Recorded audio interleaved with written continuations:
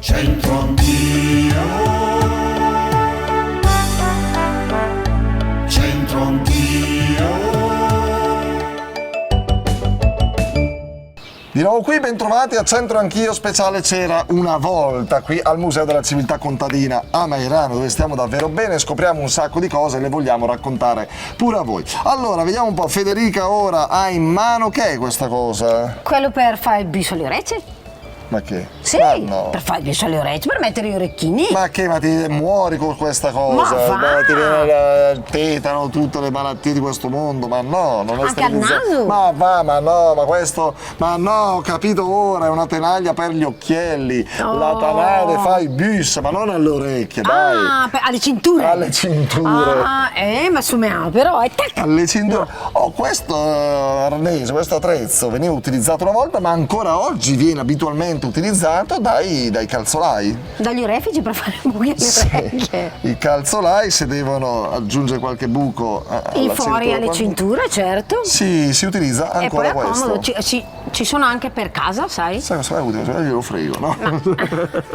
Vabbè, vediamo come sono andate le cose in centro. Abbiamo intervistato qualcuno. Alla scoperta di un oggetto in uso una volta in compagnia di Raffaele. Raffaele. Tu sei bresciano, Raffaele? Bresciano, sì. Di dove? Botticino. Ok, vabbè, si sta bene là, no? Si sta molto bene. Va bene. Senti, Raffaele, che fai tu nella vita, di che ti occupi? Soccorso sanitario. Ah, bello, impegnativo, di responsabilità, insomma. Abbastanza. Va bene, allora Raffaele, allora vediamo un po' se tu stesso ricordi o hai visto da qualche parte, in uso non credo, ma magari appeso, esposto, questo attrezzo. Questo attrezzo secondo me è una specie di arattro. Sì, è un erpice. E secondo te il nome giusto è Pastöm o Erpec? Sarà Airpack? Sì, certo, Erpec, perché il Pastöm in realtà è il macinato per preparare l'insaccato, per preparare poi il salame, esatto, e le salamine. Sì, è stato un oggetto che ha un po' rivoluzionato il lavoro agricolo nei campi, che ha sostituito il tridente, il forcone, il rastrello, perché riusciva a sminuzzare le zolle dopo l'aratura, Esatto. trainato ovviamente da un Trattore. no, dai cavalli, Lì, dai cavalli o dai buoi. perfetto. Bene, ok, allora grazie a te e all'Erpec abbiamo scoperto anche questo. Va bene Raffaele, grazie, alla prossima. Grazie mille.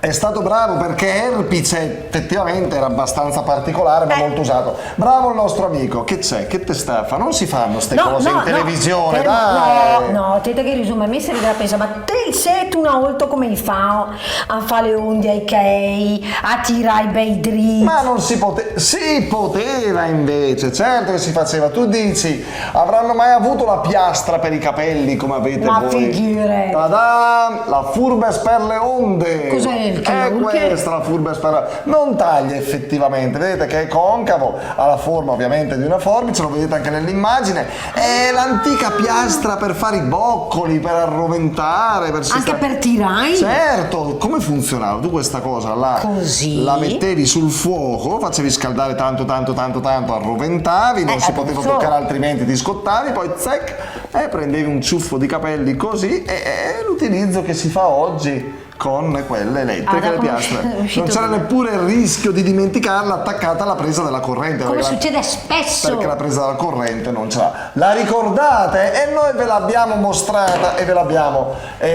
tirata fuori, insomma, dai nostri segreti. Buona! Qui al Museo della Civiltà Contadina che te possino. Salute Federica, saluta. Ciao, alla prossima. Alla prossima qui, arrivederci.